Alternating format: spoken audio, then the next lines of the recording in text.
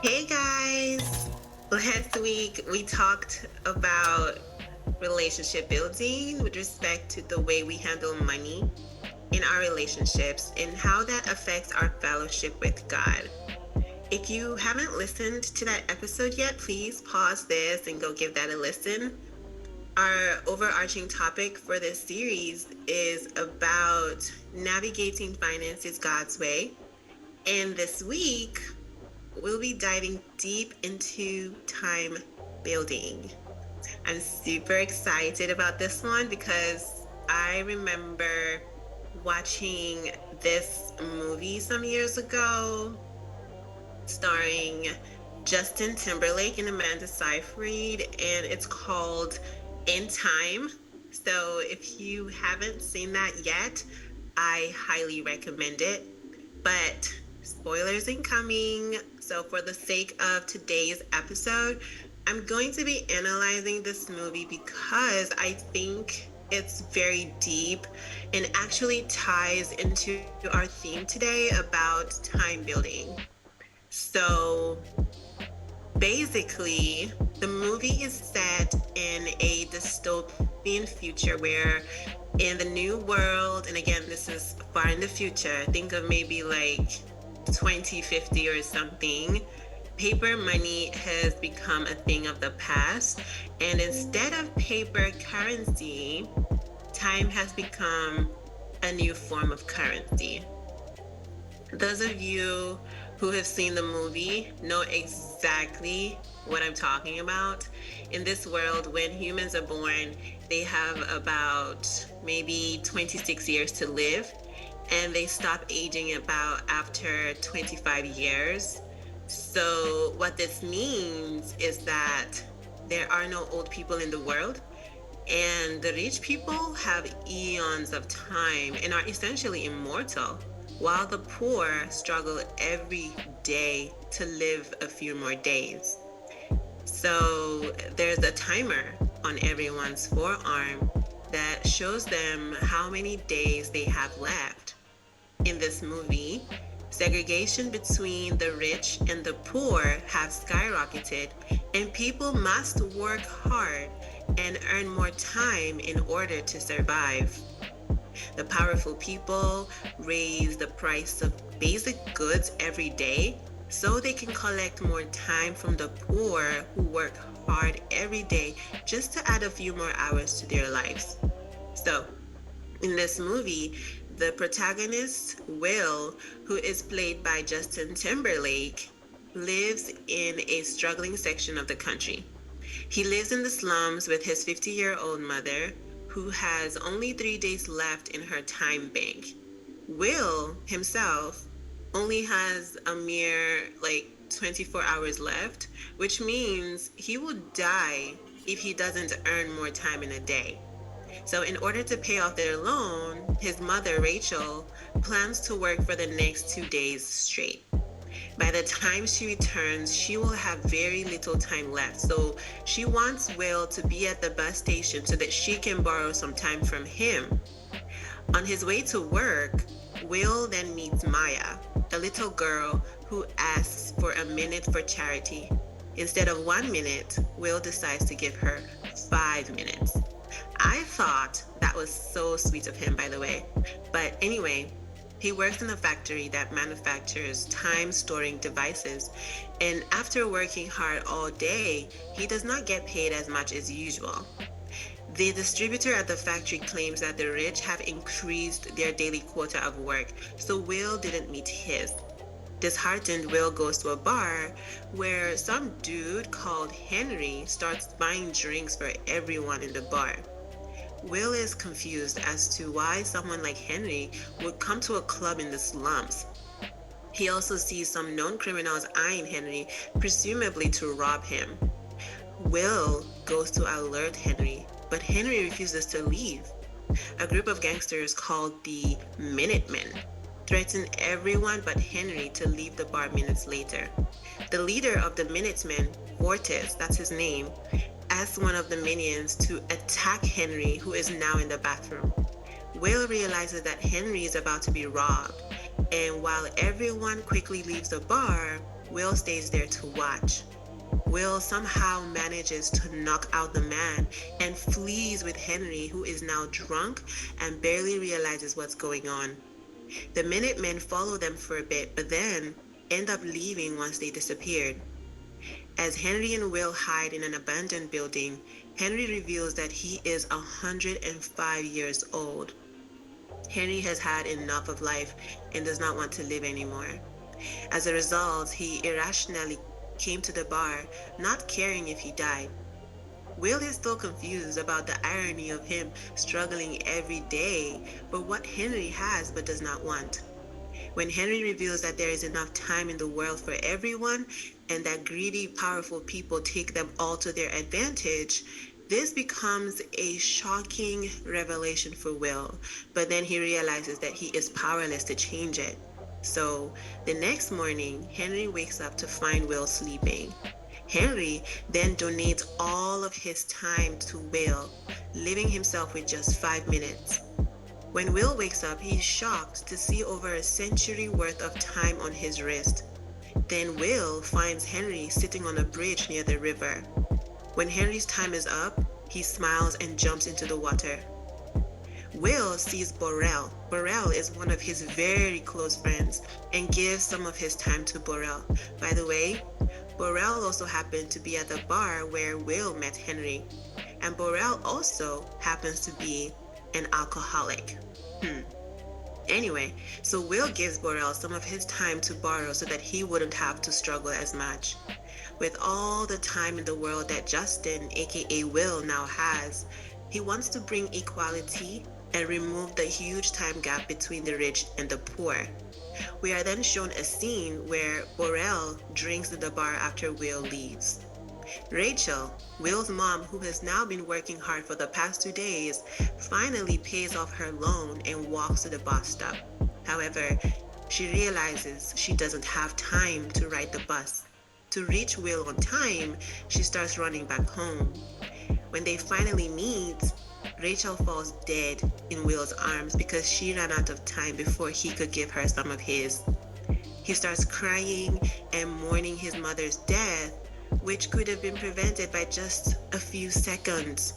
So fast forward a few scenes into the movie, Will buys himself a nice luxury car and designer clothes and finds himself in a richer part of his country called New Greenwich, where he is mesmerized by the beauty and compares it to his hometown.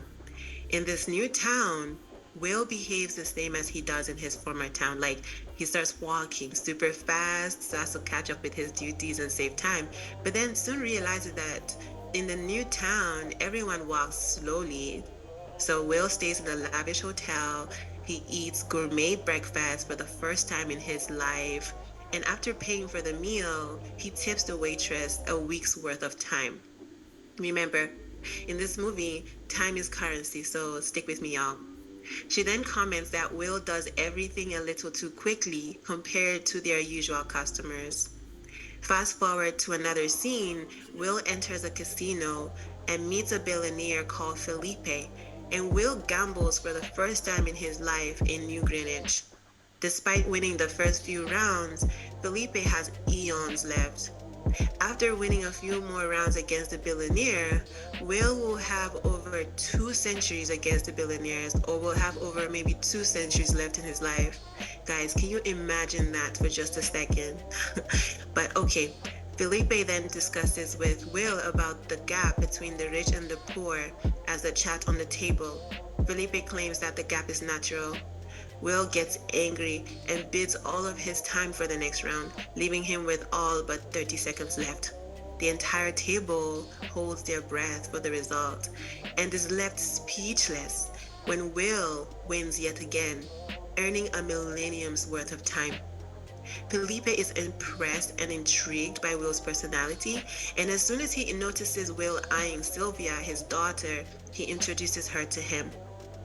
Okay, guys, so that's enough. And if you want to see how the movie ends, I suggest go watch it. But this movie has a lot to teach us. I don't even know where to begin. Can you imagine living in a global society where time is the only universal form of payment? I mean, I can, because what I will say is that there are many similarities from Will's world to our world, in the sense that, for one, we know that there are many people today who struggle with time management, right? I mean, even when it comes to the things we do as soon as we wake up in the morning, or the jobs we take on, we often don't realize how much time we waste that could have gone into something else more meaningful and productive, right? I mean, the entire premise behind the In Time movie was that you can buy or sell time just like you would with today's ordinary money. For example, a cup of coffee could cost you 4 minutes. A nice house could cost you 2 years. Conversely, depending on what kind of job you do, you earn time. And of course, this is added to your inbuilt digital clock, which is always ominously ticking towards zero. Therefore, if you keep buying time, you can live indefinitely. I'm fairly certain that whoever wrote this movie must have thought about it very thoroughly and gave it to us as food for thought, because whatever the circumstances, time as portrayed in the movie is considered the most precious commodity of all. I'd say the same thing applies to us even today. I definitely believe that time is the greatest asset we have, because even with all the money in the world, if you have no more time to live, you can't really enjoy now, can you? I mean, it could go to your estate, your kids, your grandkids, but still, it's like there's a caveat to having all the money in the world and not having time to enjoy it, or even life itself. So today, we wanted to speak to you a little about some revenue generating activities that you can start doing today to build on your time and money, and so that you can live to enjoy your life, the best of both worlds. Faber, are you there?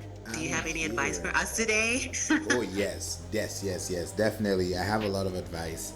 And one advice I will tell you when it comes to revenue generating activities, you have to start thinking about your routine.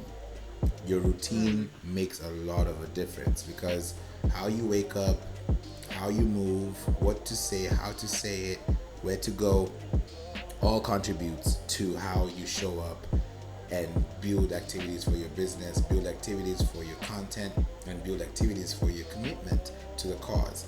So mm, if you are having a routine that is managed wisely, then you'll be able to have revenue generating activities over time, because you're treating life as currency. And if you think about currency, we're in the present time. So in this present time, everything is happening. Look at billionaires, look at millionaires, look at ourselves too, right? How do we wake up? right. How much time do we spend reading?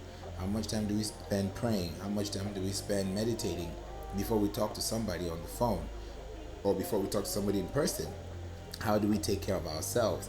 So if you're thinking about a revenue generating activity, you have to think about the time you're investing. And one thing you can definitely do with that time is connecting with people through email, connecting with people through, search engines, connecting with people where search is already happening. So if you have to think about your financials, think about the time. Just listen to the story Erica just gave us, right?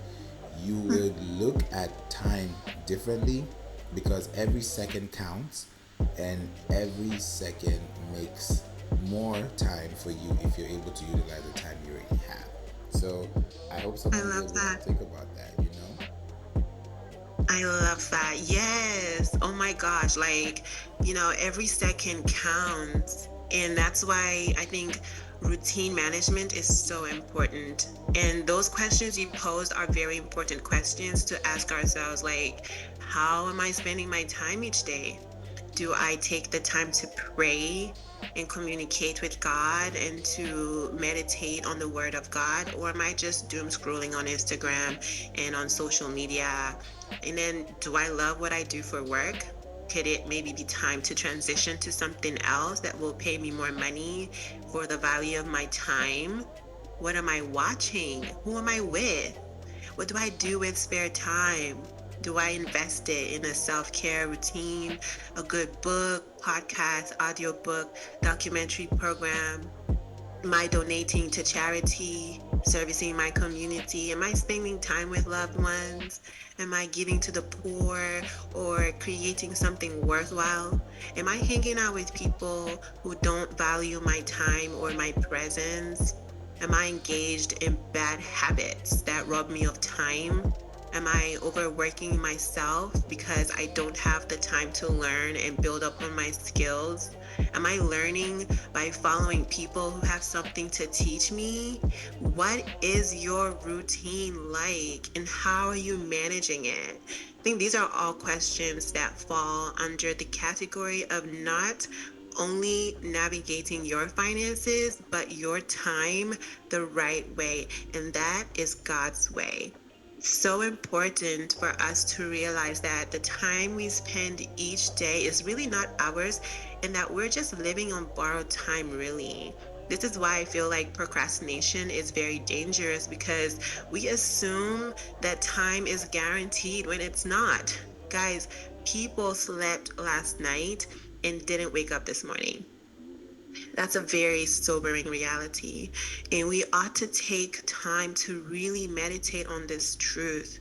For me personally, I'm constantly developing my mind and myself, and I think that it's taken focus and commitment and discipline and honestly courage to devote my time to people, places, and things that are worthy pursuits and that aid me in my life and career.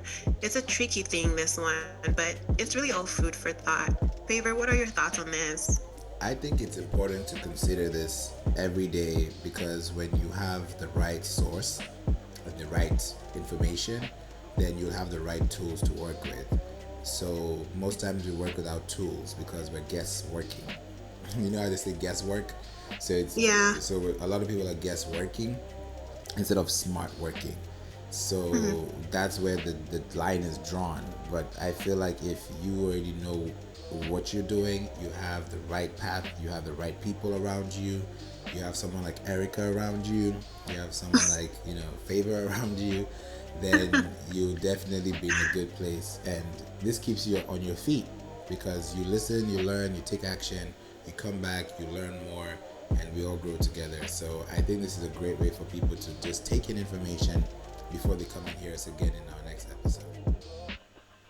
Perfect. Okay, guys. Well, that's all we have for today's episode. And I hope that you got some valuable insight into what we talked about today on time building. Make sure you're following us across our social media channels because we have so much valuable information for you. Again, my name is Erica, and you can find both of us on our social media links in the description box of this episode. See you next time. See you next time.